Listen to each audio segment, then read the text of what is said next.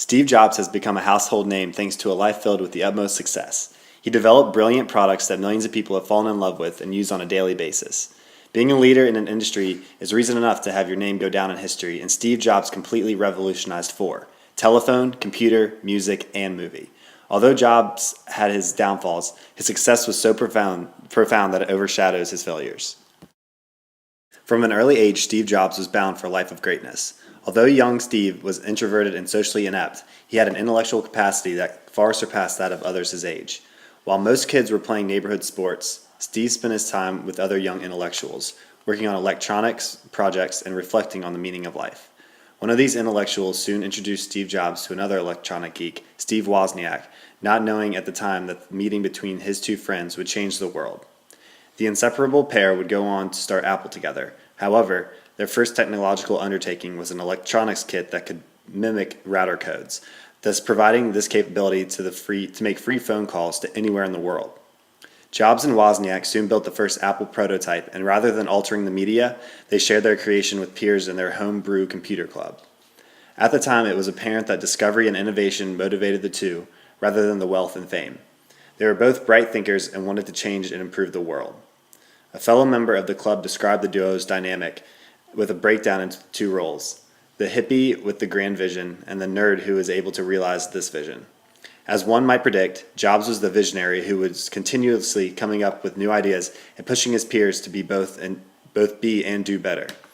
Jobs, especially, had a monumental impact on those around him, prompting others who were fascinated by what he was doing to want to be a part of it all. Jobs and Wozniak realized the potential their technological innovation could unlock and began capitalizing on their accomplishment. Using Steve Jobs' family garage as their base of operation, the team produced 50 computers that they then sold to a local electronics store. The sale encouraged the pair to found the Apple Corporation on April 1st, 1976, where Jobs controlled the business side and Wozniak managed the design side. They had created a product so utterly groundbreaking that it captivated the attention of extraordinarily famous individuals. Jobs gifted one of the first ever Macintosh computers to Yoko Ono and John Lennon's son at his 9th birthday, leaving the entire star-studded guest list mesmerized. However, in 1984, a power struggle with the board of directors caused Steve Jobs to leave Apple and start another computer company called Next, in addition to purchasing Pixar Animation Studios. Jobs proved that he didn't need Apple to remain successful, yet Apple needed him. Jobs returned to Apple in 1997 when the company was on its knees and went on to launch two of the most successful high-tech consumer products ever, the iPod and the iPhone. After Jobs returned to Apple, his experienced exponential success and was named Fortune magazine's CEO of the decade in its November 2009 edition. Researchers have indicated that leaders who get the best results don't rely on just one leadership style. They use most of the styles in any given week. Jobs took on the authoritarian leadership style, task-oriented leadership style, and emotional intelligence to complete the goals he had set for Apple. Jobs took on the authoritarian leadership style to mobilize people towards a vision he had in mind. The authoritarian leadership style provides a clear expectations for what needs to be done, when it should be done, and how it should be done. When Jobs returned to Apple in 1997, there were a dozen new Macintoshes ideas that were being created by team members. According to Walter Isaacson, in an interview with Jobs, Jobs walked into the room and said, "Here's what we need to do," and continued to draw two columns with consumer and pro and labeled the two rows desktop and portable. He then had all the team members to cancel everything else they had been working on and create products for all four quadrants. All the team members were stunned. However, this form of focus to detail reinvented Apple and saved it from failure. This example showed Jobs' authoritarian leadership style because he demonstrated how there's a very clear division between the leaders and the members. The task-oriented style is defined as a concern with accomplishing assigned tasks by organizing task-relevant activities. This task-oriented leadership style was taken on by Jobs when Apple was in the most need of a leader who will get the job done. Jobs used his task-oriented leadership style when he created the iPod. Jobs insisted that the iPod creation team that the product should be able to get whatever he needed in 3 clicks. Jobs continuously asked the research, "Is this button necessary? Why do we need this screen?" And when he asked these easy yet compelling questions, his colleagues realized that all of those buttons and screens really weren't necessary. It was Steve's remarkable emotional intelligence that helped him truly understand people and what made them tick. he was able to successfully negotiate almost any situation in his favor. Not only did Jobs have the ability to influence people to believe in what he was doing, but on many occasions he converted people from conflicting beliefs to join him. John Sculley, former CEO of Pepsi, spent a brief amount of time with Jobs and the two discussed everything besides business. That continued right up until the two parted ways when Jobs turned to Sculley and said, "Do you want to spend the rest of your life selling sugared water, or do you want a chance to change the world?" Jobs' pitch was flawless, and Sculley was working with Jobs just days later. If emotional intelligence consists of being able to both analyze someone's core emotions and then gain their cooperation through this knowledge, one can only conclude that Steve Jobs' emotional intelligence was out of this world. Jobs' emotional intelligence not only captivated the individuals he spoke with, but captivated entire audiences on a global scale.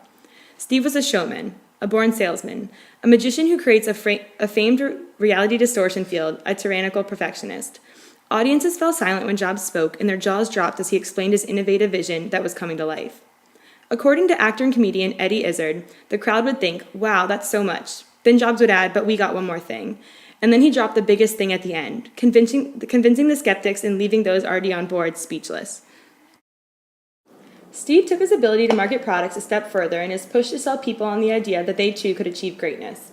In an exclusive, never-before-seen interview, Jobs explained that when you grow up, you tend to get told that the world is the way it is. And your purpose is just to live your life inside this world. Try not to bash into the walls too much, try to have a nice family life, have fun, and save a little money. This was his belief of what the world wants you to think the purpose of life is. He believed that this common outlook on life was so limited. Jobs believed that life can be much broader once you discover one simple fact, and that is everything around you call life was made up by people that were no smarter than you, and you can change it. You can influence it, and you can build your own things that other people can use. Once you learn that, you'll never be the same again. Jobs believed everyone had the potential to be great and change the world if they so desired. He attempted to instill this belief in others and inspire them to achieve the unachievable. The broaden and build model, studied by Avolio and Gardner, suggests that a leader's positive emotions may be particularly infectious and create positive upward spirals in organizational learning and transformation. This clarifies that positive emotions felt and expressed by leaders will spread and reverberate through others, whether part of the in-group or out-group. This theory suggests that the publics influenced by Jobs' products developed positive reviews regarding his central vision and purpose, and thus went on to become advocates. This concept is key to understanding why Jobs was able to captivate the masses and inspire so many people. Jobs' capacity to understand people and relate to them led to successful business relationships that dove deeper than what you can do for me. In an interview with Peter Denning and Karen Frankel, while the president and CEO of Next, Steve Jobs describes external business relationships with other companies as fruit-bearing, claiming that successful relationships require large amounts of time and investment. As a leader, people need to know you care about them as individuals, not just about how their role in the company or for the company benefits you. Jobs believed that these relationships aren't the kind where you just go buy things from other companies. You can't be competitive that way. As Jobs began to gain a larger following, writer David Sheff was assigned to interview him for Playboy. Sheff states, "The phone rung one day, and it was not a PR person who called, but it was Jobs himself, and it really was an indication of the way that he did business, and really continued to do business. Jobs was personable and wanted to work directly with people who believed in what he was doing." As Jobs' success took off exponentially, he began overlooking the fact that his technological empire once began in his garage. He lost sight of his initial vision and focused solely on changing the world and leaving behind a legacy. Jobs was worth $1 million when he was 21, $10 million when he was 22, and $100 million when he was 23 years old. When you're 23 years old and worth $100 million, you're pretty damn full of yourself. Steve knew nothing but success. He let the wealth and fame cloud his previous outlook on how one should lead. Despite all of his great accomplishments while he was at Apple, there were some distinctive characteristics that made Jobs a poor leader. Right before Jobs was let go from Apple, it was not a settling atmosphere in the organization.